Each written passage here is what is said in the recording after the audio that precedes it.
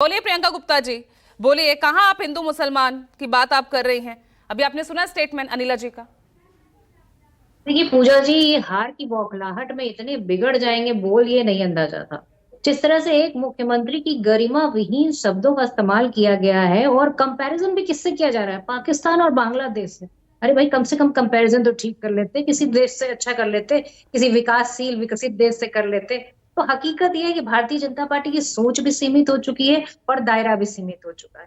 और आप बताइए कि एक मुख्यमंत्री इस तरह की भाषा इस्तेमाल करता है, उसके बाद एक सांसद इनकी क्या कहती हैं, जो इनको 2014 में आजादी मिली थी, कंगना रनावत।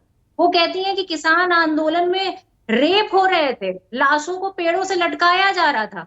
आप बताइए कहाँ लटकाया जा रहा था? बीजेपी की प्रवक्ता बैठी है, बताएं कि क्या किसान आंदोलन जो था पूरी तरीके से, जिसको आप लगातार क्रिटिसाइज करती रही, कभी खालिस्तानी कभी पाकिस्तानी, और खुद प्रधानमंत्री जी ने उन्हें क्या क्या नहीं कहा, आंदोलन जीवी तक कहा। तो मैं समझती हूँ कि इस तरह से किसानों के ऊपर, वो हिंदू नहीं है क्या?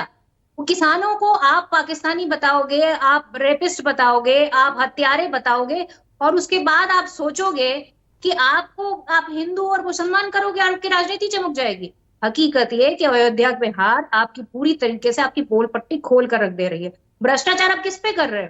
भ्रष्टाचार भी आप कर रहे हो हिंदुओं पर। और पूरी तरीके से जिस तरह से हिंदू आज परेशान है, लगातार आप देखिए कि चाहे वो रोजगार का मसला हो, चाहे वो महिला सुरक्षा का मुद्दा हो, हर तरह से सभी परेशान है। बेरोजगार है, नौकरियां नहीं मिल रही, उस पर बात नहीं करेंगे, उस पर बात नहीं करने की जरूरत महसूस लेकिन अब होती। कहाँ उनका शोर है पर प्रियंका बात, जी। अब तो सिर्फ जात जात आपकी तरफ से हो रही है, तो धर्म धर्म राजनीति अब यहाँ अरे बीजेपी ये करने लगी है। बताइए क्या, नहीं नहीं, कास्ट सेंसस की 2014 बात से अगर पहले तो करें, जाति जनगणना वाला शोर नहीं दिखता था ना। तब तो आपका पर आपको अपना वो नारा भी याद होगा इंदिरा गांधी जी के टाइम का, देखिए बिल्कुल ना याद जात है। पर और ना हम पात पर, इंदिरा जी की नहीं नहीं, बात बिल्कुल पर।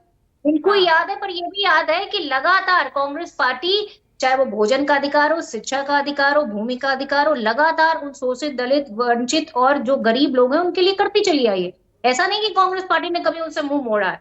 पर हकीकत ये है कि आज कास्ट सेंसस क्यों नहीं हो रहा? हम्म। अगर सोशल इकोनॉमिक दृष्टि से कास्ट सेंसस हो चुका है, उसके बावजूद भी उसका डाटा रिलीज नहीं कर रहे हैं, तो आखिर भारतीय जनता पार्टी की मंशा क्या है? 2021 में होना चाहिए था, वो भी नहीं कर पाए। क्यों नहीं कर पाए, इनसे सवाल पूछिए। और जातिगत जनगणना से इन्हें इतना डर क्या पड़ा है? अगर किसी की गिनती हो जाएगी तो उससे इनको क्या परहेज हो किसका डर जाएगा? है, किसका भय है? यहाँ तो सहूलियत की राजनीति चल रही है ना